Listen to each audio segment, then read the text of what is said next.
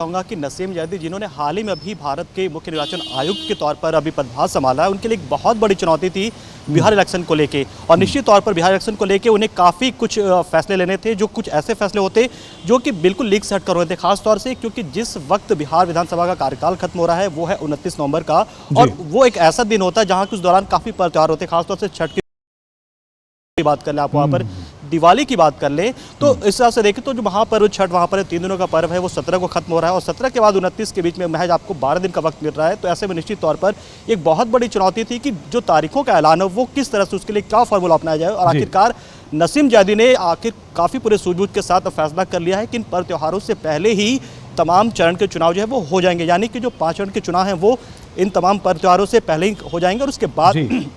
और सिर्फ वही नहीं बल्कि मतगणना भी वो कर लेंगे, यानी कुल मिलाकर आप देखें तो 8 तारीख को जब मतगणना होगा उसके बाद 11 को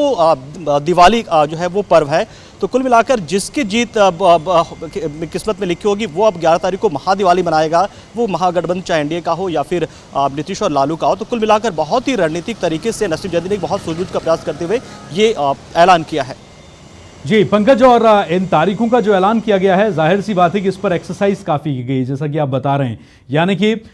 जो त्यौहार हैं उनसे दिक्कत ना हो, लेकिन कई कदम कठोर इस वक्त उठाए जा रहे हैं चुनावों को देखते हुए, किसी भी तरह की अनिश्चितता ना हो, किसी भी तरह की शंका को देखते हुए कई सारे इंतजाम इस बार नए भी किए गए हैं जो प्रशासनिक स्तर पर लागू होंगे। देखिए, निश्चित तौर पर सबसे पहले आपका चुनाव आयोग में पिछले दौर में कई दौर की बैठक हुई, यहाँ तक कि कल भी बैठक हुई थी, और तमाम संसाधन जो मौजूद हैं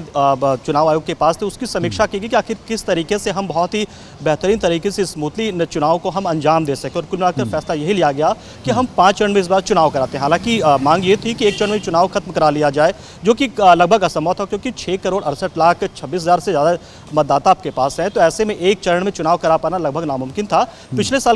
चुनाव की बात करें 2010 में जो चुनाव हुए थे उसमें 6 चरण में चुनाव संपन्न कराए गए थे। इस बार 5 चरण में संपन्न चुनाव कराने का फैसला किया नसीम जैदी ने।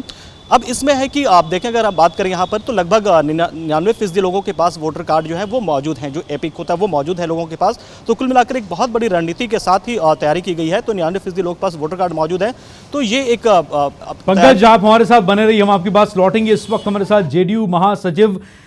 जावेद